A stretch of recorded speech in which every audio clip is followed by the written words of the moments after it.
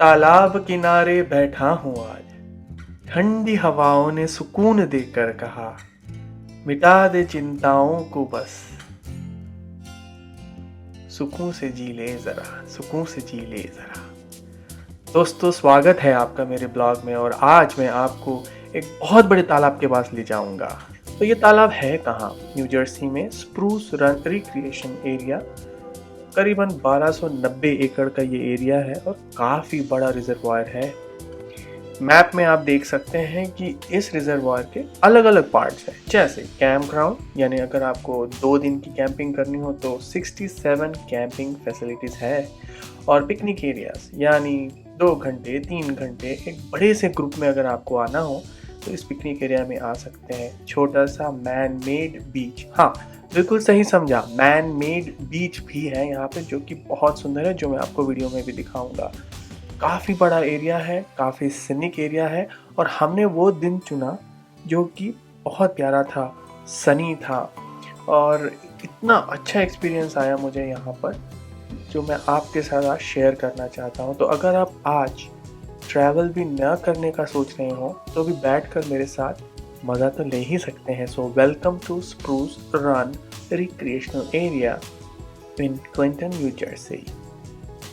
काफ़ी पुराना है ये, 1964 के आसपास पूरा बन के तैयार हुआ। मेन पर्पस टूरिस्ट या पिकनिक नहीं है। मेन पर्पस क्या है इस रिजर्वायर का?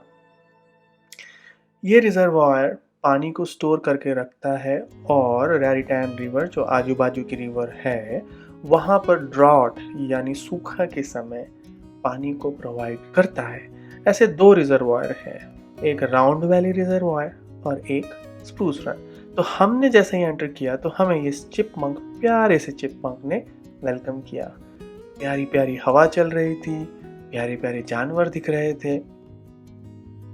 आप भी मेरे साथ लुत्फ उठाइए।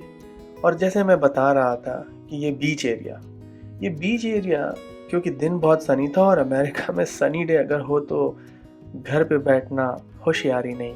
लोग बाहर आते हैं, सन में सोक करते हैं, बच्चे सैंड में खेलते हैं। अगर आपके पास ही ऐसी कोई फैसिलिटी हो, यानी घर के पास ही कोई ऐसी फैसिलिटी हो, तो आप क्यों ना एंजॉय करेंगे। तो हम भी वॉक करना शुरू कर चुके थे और आपको भी अपने साथ वॉक करते हुए ले जा रहे थे। आप देख सकते हैं कि मैं किस तरह से एंजॉय कर रहा था। बैठने के बहुत सारे एरियाज़ हैं, आपको वॉशरूम चाहिए, आपको खाने पीने की चीज़ें चाहिए, सब मिलेगा। इस समय वो बंद था। और आप देख सकते हैं ये जो लेक है ना, यहाँ पे बोटिंग भी करते हैं, फिशिंग भी करते हैं। तो कई ऐसे क्लब्स हैं, हंटर डाउन क्लब है जो इसी लेक पर लोकेटेड है। आप बोट्स को रेंट भी कर सकते हैं और इस पे सेल भी कर सकते हैं। तो कुछ लोग बीच पर मज़े उठा रहे थे, बच्चे अपने में मग्न थे और कुछ लोग बोटिंग भी कर रहे थे। ये तो एक बहुत छोटा सा पार्ट है जो आप इस लेक में देख रहे हैं। फिर थोड़ी और मस्ती करते हैं बीच टाइप स्टाइल में। तो हमने एक एरिया चूज़ कर लिया था और वहीं मैं आपको अपने साथ ले जा रहा हूँ, जहाँ एक प्यारे से पेड़ के नीचे एक सुंदर सनी डे पे हम चिल कर रहे थे। चिल करना तो बहुत ज़रूरी है भाई, हम थक जाते हैं, स्ट्रेसेस होते हैं, बहुत घंटों यहाँ बैठे रहे और इन्हीं लहरों को बस देखते रहे। अगर पास से देखो तो ऐसा लगता है जैसे समुद्र ही हो। 1290 एकड़ कोई छोटा एरिया नहीं होता है, काफ़ी बड़ा एरिया में पानी है, अलग अलग फिशेस हैं इसमें। तो बैठे बैठे मैंने तो बहुत सुकून महसूस किया, बहुत। और मैं चाहता हूँ कि आप भी इसको मेरे साथ फील करें। ठंडी हवा, प्यारी सी धूप और पानी की धीमी धीमी लहरों की आवाज़, क्या कॉम्बिनेशन है। बहुत मज़ा आ जाता है, बहुत ही मज़ा। दूर दूर तक कोई नज़र नहीं आता और अपने विचारों में, या चलो कुछ सोचो मत, जस्ट आँख बंद करके फील करो, अनुभव करो, उसका मज़ा ही कुछ और है। और बहुत देर बैठने के बाद थोड़ी चहलकदमी की। बच्चे यहाँ स्विमिंग करने की पूरी कोशिश कर रहे थे। आप स्विमिंग कर सकते हैं but you have to have a lifeguard. इस समय स्विमिंग नहीं अलाउड थी, लाइफ गार्ड नहीं था। ये है पिकनिक एरिया। तो हमने बहुत सी फैमिलीज़ वहाँ पर पिकनिक एरियाज़ पे देखी।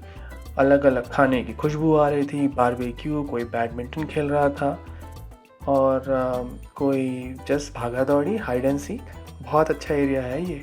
और ये जो है ये दूसरा पार्ट ऑफ द लेक है जिसमें आप बोट रेंट कर सकते हैं और यहाँ से सेलिंग कर सकते हैं। अब ये स्प्रूस रन रिक्रिएशन सेलिंग के लिए बहुत बहुत पॉपुलर है।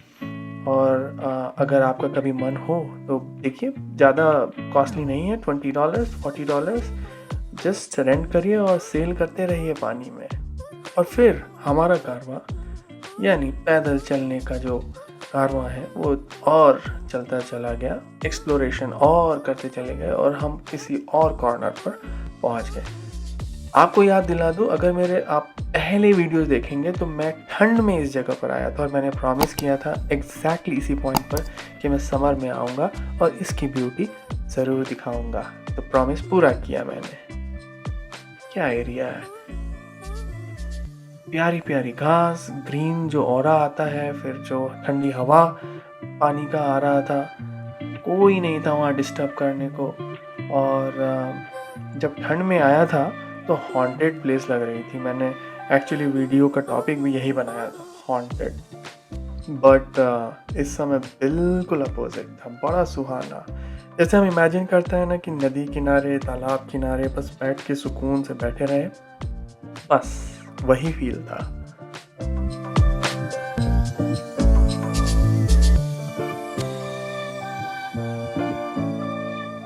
और एक्सप्लोरेशन और आगे बढ़ा और हम चलते चले गए आगे इस एरिया को। इस एरिया में ना एनिमल्स भी बहुत हैं। हमने तो एक दो हिरण भी देखे, चिपमंक्स आपको दिखाए।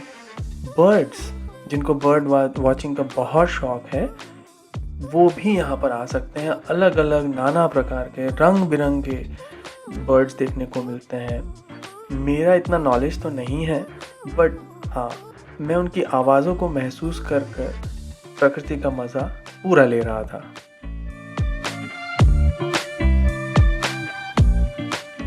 ये जो पोर्शन है ना, बहुत ही प्यारा था। यानी फ्लावर्स है, यूरोपियन आर्किटेक्ट में कॉटेज है और हमने तो देखा कई लोग वहाँ आके बैठते हैं, कई घंटों तक एंजॉय करते हैं। और फिर हम और एक्सप्लोर करने लगे।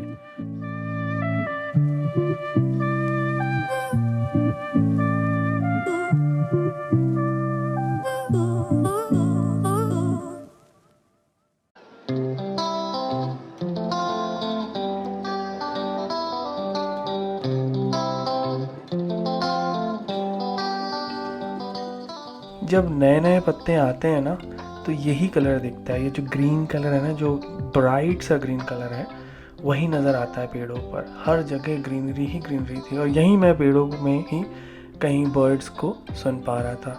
मेरे प्रीवियस वीडियो में भी जो मैं मेंशन कर रहा था, ठंड में इसी एरिया पर आया था और यहाँ पे एक भी पत्ता नहीं था। बिल्कुल सूखे सूखे डंडियाँ थी, लेकिन अभी बिल्कुल नज़ारा अलग था। यहाँ पे लोग फ़िशिंग करने भी बहुत आते हैं, जैसे कैट फ़िश यहाँ पे मिलती है। इनफैक्ट नाइट टाइम में जो फ़िशिंग है वो भी बहुत पॉपुलर है। बच्चों के लिए प्लेग्राउंड है, तो अगर आप ग्रुप में आते हैं तो बच्चे भी आप जैसे ही एंजॉय करेंगे यहाँ पर। और भाई ये क्या दिखा, कोरोना टाइप्स मूड में आपका स्पॉइल नहीं करूँगा, बस कवर कर लिया।